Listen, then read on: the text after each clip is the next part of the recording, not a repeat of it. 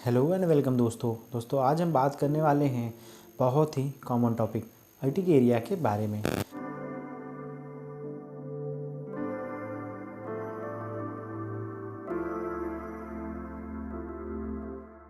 दोस्तों जानेंगे अर्टिकेरिया क्या होता है और इसमें हमें क्या क्या लक्षण दिखाई देंगे और ये किन किन कारणों से ये होता है।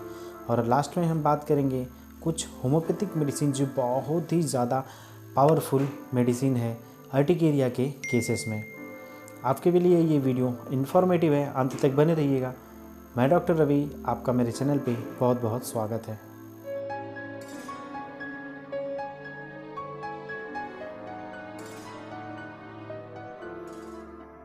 चलिए दोस्तों अब बात कर लेते हैं अर्टिकेरिया के बारे में। अर्टिकेरिया जिसे हम पित्ती बोलते हैं, लोकल लैंग्वेज में इसे दिदोरा पड़ना भी कहते हैं। चलिए दोस्तों बात कर लेते हैं अर्टिकेरिया क्या होता है। अर्टिकेरिया में स्किन पर रेसेस पड़ जाएंगे और अब रेसेस के बारे में बता देते हैं कि बहुत तेज़ी से खुजली होगी, खुजलाने पर उस जगह पर लाल पड़ जाएगा, चकत्ते पड़ जाएंगे। लाल पड़ जाने के बाद हल्की सी स्किन जो होगी उभर जाएगी, उसे हम चकत्ते बोलते हैं और इसी को हम अर्टिकेरिया कहते हैं। अर्टिकेरिया किसी पर्टिकुलर एरिया में नहीं होता, हमारे शरीर के हिस्से में कहीं भी हो सकता है, चाहे हाथ हो, पैर हो या पीठ हो, सर हो। ओवरऑल हमारे शरीर पर ये कहीं भी हो सकता है। इसमें जलन के साथ साथ प्रिकिंग लाइक पेन, चुभन जैसा दर्द होगा जहाँ पर रैसेस रहेंगे। दोस्तों अर्टिकेरिया कुछ घंटों से लेके कुछ दिनों तक बना रहता है। 1 या 2 दिन तक उसमें खुजली होगी, रैसेस रहेंगे और चकत्ते भी रहेंगे, लेकिन बाद में कुछ दिन बाद ये धीरे धीरे अपने आप क्लियर अप हो जाते हैं। लेकिन कुछ पेशेंट में 5 से 10% पेशेंट में कुछ महीने या साल या पूरी ज़िंदगी उनको ये कंप्लेन रहती है। चलिए दोस्तों अब बात कर लेते हैं कॉजेज़ के बारे में। इसमें जो पहला कॉज है मेडिकेशन। जब कोई आप मेडिसिन खाते हैं, ख़ासतौर पर एलोपैथिक मेडिसिन, तो ज़्यादा चांस रहते हैं अर्टिकेरिया होने का।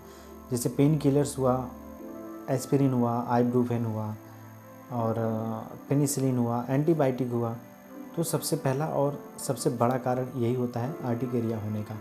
लेकिन जब कोई मेडिसिन खाने से आपको अर्टिकेरिया हो रहा है तो जैसे जैसे मेडिसिन का इफ़ेक्ट कम होगा उसी तरह धीरे धीरे अर्टिकेरिया के सिम्टम्स भी धीरे धीरे चले जाएंगे। लेकिन पेनिसिलिन की केसेस में ये और ज़्यादा बढ़ जाता है। चलिए दोस्तों अब बात कर लेते हैं दूसरे कॉजेज़ के बारे में। फूड, ख़ास तौर पे जो पेशेंट बहुत ज़्यादा मछली खाते हैं या फिर नॉनवेज खाने के बाद उनमें ऐसा देखा गया है कि अर्टिकेरिया डेवलप हो रहा है। और हमारे घर में यूज़ होने वाला सोयाबीन ऑयल, कुछ पेशेंट में सोयाबीन ऑयल खाने के कारण भी अर्टिकेरिया डेवलप होता है। कुछ केसेस में दही खाने से एलर्जी होती है, तो पेशेंट अगर दही खा लेता है तो उनके कारण अर्टिकेरिया डेवलप होता है। कुछ केसेस में अगर कोई जहरीला मच्छर, कीड़े मकोड़े अगर उसे काट लेते हैं तो उस केसेस में वहाँ पे इंस्टेंट ईचिंग होगी और तुरंत वहाँ उस जगह पे लाल लाल पड़ जाएगा और चकत्ते निकल आते हैं। 2 मेन कारण होते हैं अर्टिकेरिया के, पहला मेडिकेशन और दूसरा फूड। मेडिकेशन में अगर कोई पेशेंट एलोपैथिक मेडिसिन अगर खा लेता है, उसके कारण अगर अर्टिकेरिया हो रहा है तो जैसे जैसे मेडिसिन का इफ़ेक्ट ख़त्म होगा उसी तरह धीरे धीरे अर्टिकेरिया के भी सिम्टम धीरे धीरे ख़त्म हो जाएंगे। दूसरा और सबसे मेन काज जो होता है वो है फूड। कुछ पेशेंट में ऐसा देखा गया है कि सोयाबीन ऑयल खाने के कारण उनको अर्टिकेरिया हो रहा है, लेकिन पेशेंट को ये पता नहीं चल पाता है कि अर्टिकेरिया उन्हें किन कारणों से हो रहा है। चलिए दोस्तों अब बात कर लेते हैं सिम्टम्स के बारे में। अर्टिकेरिया में हमें क्या क्या सिम्टम्स दिखाई देंगे। इसमें जो पहला है, बहुत तेज़ी से इसमें खुजली होगी और खुजलाने में आपको बहुत मज़ा आएगा। दूसरा बात कर लेते हैं, लाल लाल चकत्ते आ जाएंगे जहाँ पर आप खुजली कर रहे होते हैं, वहाँ पे बहुत ज़्यादा जलन होगी जहाँ पर चकत्ते पड़े हुए होंगे। प्रिकिंग लाइक पेन उसमें महसूस होगा, मतलब चुभन जैसी दर्द होगी। दोस्तों सबसे ज़रूरी बात, अगर आपको ये पता है कि मुझे ये चीज़ खाने से अर्टिकेरिया या फिर एलर्जी होती है तो उस चीज़ को खाने से आप बचें। चलिए दोस्तों, अब बात कर लेते हैं होम्योपैथिक मेडिसिन के बारे में।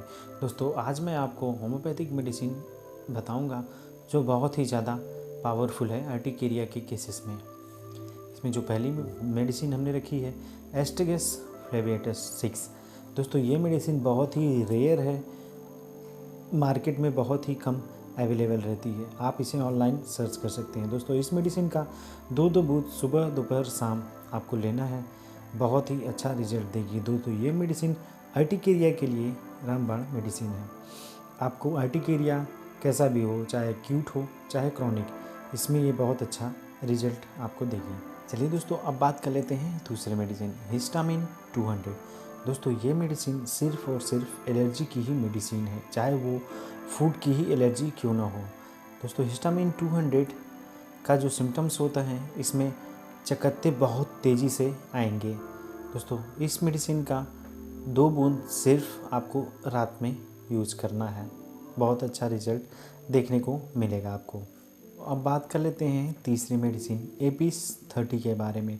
दोस्तों, ये मेडिसिन भी बहुत ज़्यादा यूज़फुल मेडिसिन है अर्टिकेरिया के केसेस में।